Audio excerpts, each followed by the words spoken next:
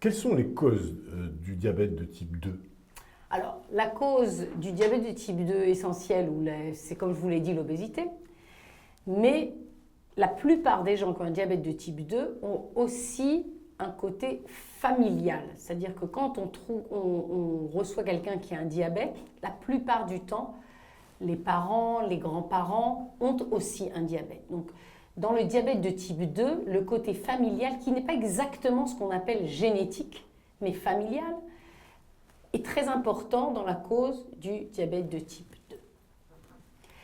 Probablement, il y a plusieurs causes au diabète de type 2. Et bien qu'il y ait énormément de recherches qui soient faites sur le diabète de type 1, le diabète de type 2 est probablement passionnant parce que c'est multifactoriel. Il y a le côté de l'environnement, on bouge moins, on mange plus. Il y a le côté génétique familial. Il y a probablement aujourd'hui beaucoup d'études qui sont faites sur le fait que la pollution peut avoir un effet sur l'avènement du diabète de type 2. Donc il y a plusieurs facteurs qui ont une interaction et qui font que les personnes peuvent devenir diabétiques. Est-ce qu'on peut rattacher à cette explication le diabète de la femme enceinte, le diabète gestationnel? Alors, le diabète gestationnel a une définition très précise. Donc je pense que si on définit d'abord le diabète gestationnel, on va pouvoir parler des causes. Donc, le diabète gestationnel est un diabète qui survient au cours d'une grossesse.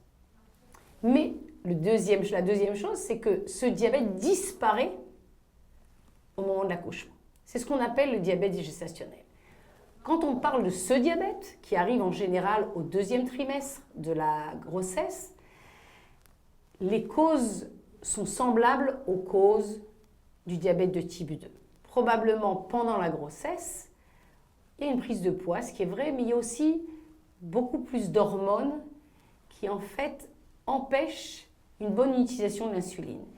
Et si la personne n'a pas assez d'insuline ou de réserve pour surmonter cette difficulté au niveau du métabolisme, alors il peut survenir un diabète gestationnel. Donc on a défini le diabète gestationnel comme étant un diabète qui arrive pendant la grossesse et qui disparaît au moment de l'accouchement. Il ne faut pas le confondre avec des gens qui ont en fait un sucre ou un glucose élevé très tôt dans la grossesse, qui en général avaient un diabète de type 2 qui n'était pas diagnostiqué. Ça, c'est une première chose.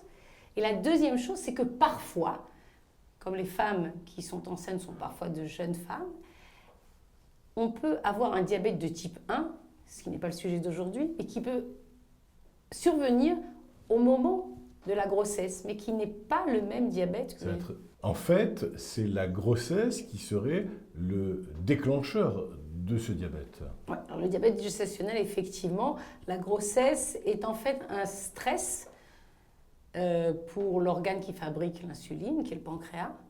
Et donc, si le pancréas n'est pas capable de produire plus d'insuline face à ce stress, on a une augmentation du glucose dans le sang et on a un diabète.